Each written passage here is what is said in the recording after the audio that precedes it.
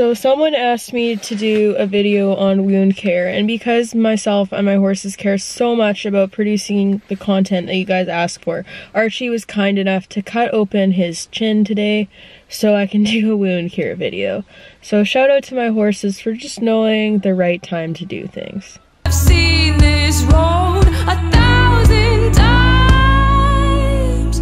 I've got no roots, but my home was never on the ground. I've got no roots, but my home was never on the ground. It's really important to wear your rain pants. Okay, so I'm gonna show you guys how I clean wounds on my horses.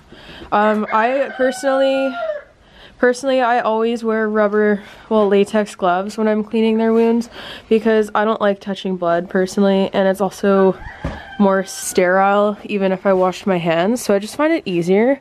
It's gonna be a little awkward to get in there because it's like right under there. You can kind of see it if he'll stand still enough. Yeah, you can see it there. So he like gouged himself. I don't think it's deep enough for stitches, but when I put on the latex gloves, we will check it out. So I have my gloves and I'm just gonna throw these on.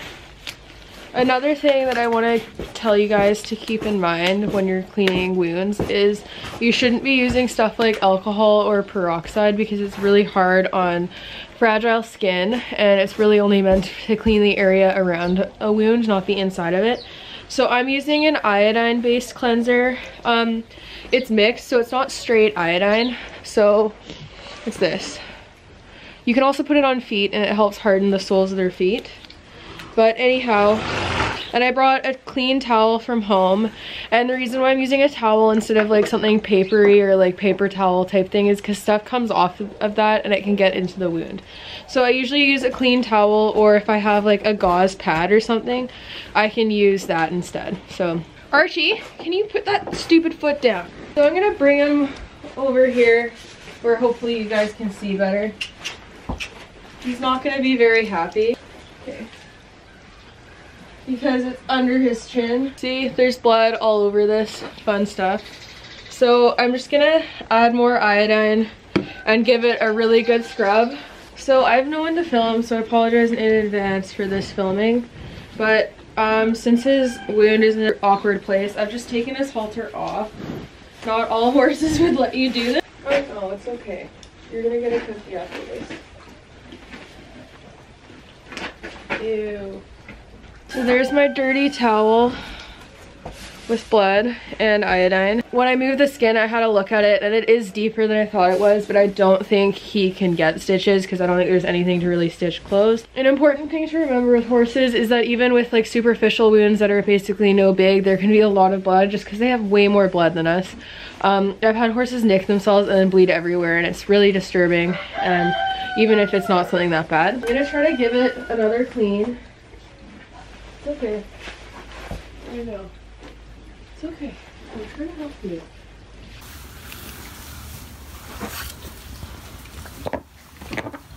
Hurt yourself more. Okay, so I did clean it. I'm gonna clean it again because I was touching it so much. Don't touch the camera, bud.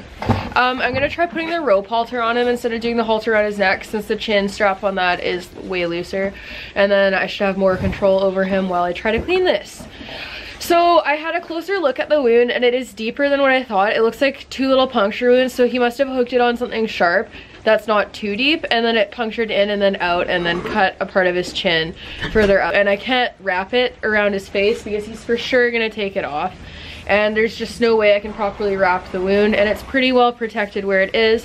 So I'm gonna clean it, and then I'm gonna put some wound stuff on it, and then hopefully call it a day, and he can go out and have a runabout because he's being stir crazy. Oh, don't touch the camera, you little shit. I left for 2 seconds. We're gonna clean it with my hands so that I can feel it. I know. Oh, ew. I don't like that at all. I know. I'm really mean. I feel awful. I'm sorry, dude. And I know. He's grinding his teeth because that's like his nervous kind of tick, and sometimes he does it when he's thinking. but obviously in this case it would be nerves. Okay, oh, don't try to run me over. I should not be standing right in front of him. Easy. That is fucking gross. So I've sanitized it and it is not bleeding anymore. He does not trust me at all right now. So I use this stuff for a lot of the wound stuff that I do. It's really expensive. I think it was like $45 for this bottle, but it's really good. So I'm just gonna go ahead and put that on his chin, and then tomorrow I have to clean his chin again and reapply. So we're gonna put this on his chin. I have a new glove. I've used way too many gloves. There is definitely a better way that I could have done this. See? Ta-da! Around that much. Not a very big amount.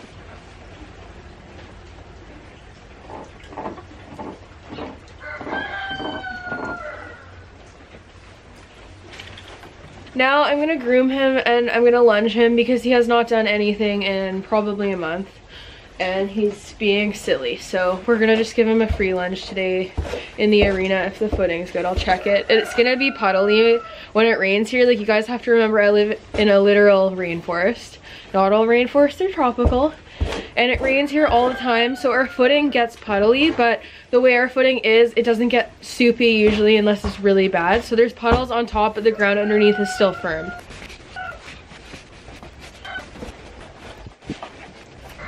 We're gonna put boots on Archie. I don't usually ride Milo in boots because he's not doing much.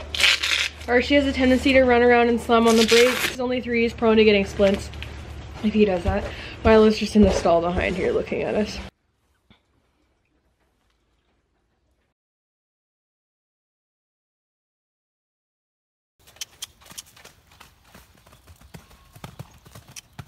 I haven't seen him move in a while. He looks like he's got better movement than the last time I remember. Compared to Milo, I was just thinking he's not super fancy. He's getting rather large. I should measure him again.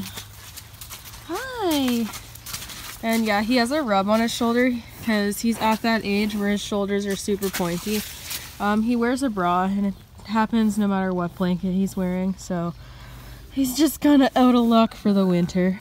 So he's wearing his bra. I'm gonna put his blankie back on.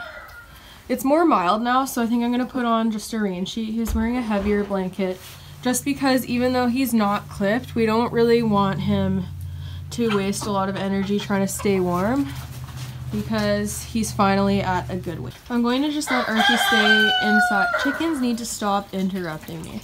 I'm gonna leave Archie inside while I do Milo just so he can stay nice and dry. Probably move that stuff before you eat it. Oh, Milo's covered in dirt. This is disgusting. We're gonna hang up his blanket and I'll tie him up and then get him ready to go and do his second day back. It's been too icy to really ride him, so he hasn't been doing a ton. He had his first day back yesterday. A lot of people have been asking what's on his tail when I have the tail bag on.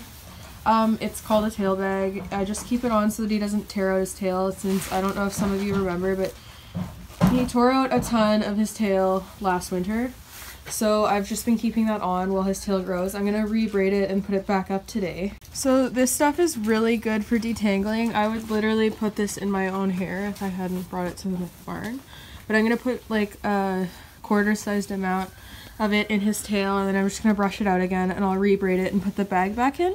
This stuff smells really good and it detangles it beautifully.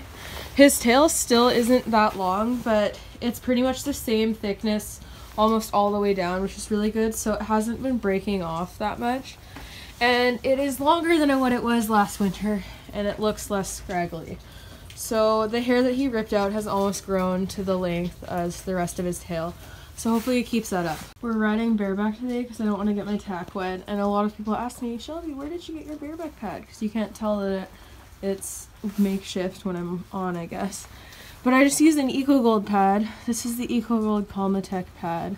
And then I tie a polo wrap around it. And yeah, that's it. I'm gonna ride him in a halter too, because that's the smart choice, even though he's having an off day and he's being a butthole. He was afraid of his halter today, oh my god. Going through small doorways because as a 2-year-old, this lady decided it would be a brilliant idea to chase him through one. So now he has on and off fear of the doorways. So we have to work on slowly coming up like that. Milo is feeling himself today. We're so lucky that the chickens have been staying out of our way because they would die today. He is just being so silly. So silly. And a saddle because the horses in that field started running around and Milo completely lost his marbles, and we did this whole track up here just bucking, and then when we got to that tree right there by the end of the path, he reared up and I fell off of him. Landed on my feet though, so it was all good, and then I just tacked him off after that because I was like, clearly today is not the day to ride in a halter, so we're not. We were bronking literally down this whole path here, maybe like 2 or 3 strides of trot, but the whole way bronking because horses are just, all the other guys are being silly and Milo's just feeding off of it as he wants to go right now. But we bronked all the way down this path, and then once we hit that tree at the end, we did a rear and popped a wheelie, and Shelby fell off of his bum and landed on our feet. Oh my god. Guys, can you not have some respect?